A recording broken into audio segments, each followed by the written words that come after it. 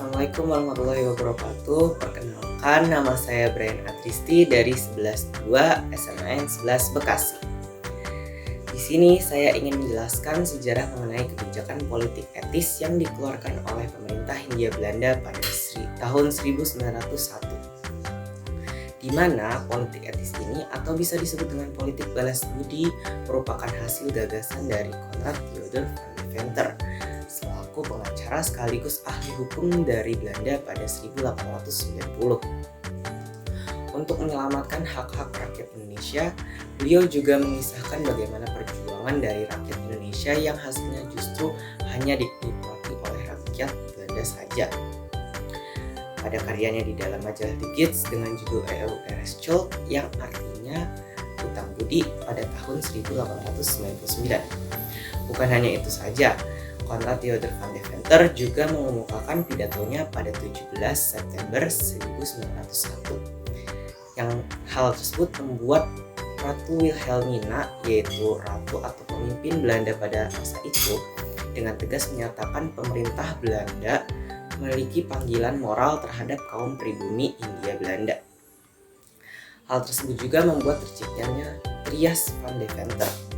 Trias van Deventer sendiri meliputi irigasi, migrasi, dan edukasi. Nah, irigasi di sini yaitu bertujuan untuk perbaikan pengairan untuk keperluan pertanian yang ada di Hindia Belanda. Lalu ada migrasi, yaitu bertujuan untuk meningkatkan jumlah penduduk Hindia Belanda. Lalu kemudian yang ketiga yaitu adalah edukasi, yaitu dengan memberikan pendidikan yang baik untuk kaum pribumi. Tapi sayang sekali praktik yang dilakukan di lapangan tidak sesuai dengan gagasan yang diberikan. Banyak oknum Belanda seperti pejabat, cendekiawan maupun wartawan melakukan penyimpangan ataupun tidak sesuai dengan kebijakan yang telah diberikan. Contohnya, misal irigasi hanya dilakukan ke tanah-tanah perkebunan swasta Belanda saja. Lalu migrasi, yaitu penduduk dari Pulau Jawa dipindahkan ke perkebunan swasta Belanda hanya untuk dijadikan kuli kontrak, di mana kuli kontrak itu diberlakukan untuk melakukan kerja paksa dan jika menolak akan terkena hukuman.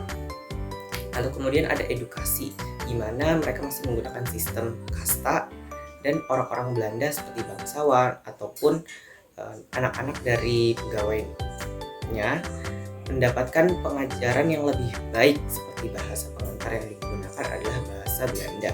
Berbeda dengan rakyat pribumi yang hanya sebatas belajar seperti kelas 2, yaitu membaca, menulis, dan berhitung. Selain itu, edukasi ini tidak mengakomodasi bangsa-bangsa asing seperti bangsa Arab ataupun Tionghoa. Namun ternyata kebijakan ini juga memiliki dampak positif untuk rakyat Indonesia, di mana mereka akhirnya memicu kelahiran kesadaran kebangsaan. Bayangkan jika tidak ada kebijakan politik etis, mungkin rakyat Indonesia tidak akan memiliki kesadaran untuk mau memerdekakan bangsanya mereka sendiri.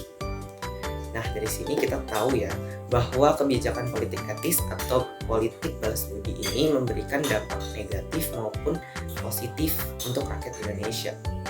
Dan dari sini orang-orang Belanda itu tidak semuanya jahat dan ada beberapa orang Belanda yang memiliki sifat kemanusiaan untuk rakyat Indonesia. Sekian, terima kasih dan mohon maaf bila ada kesalahan kata dalam video ini. Wassalamualaikum warahmatullahi wabarakatuh.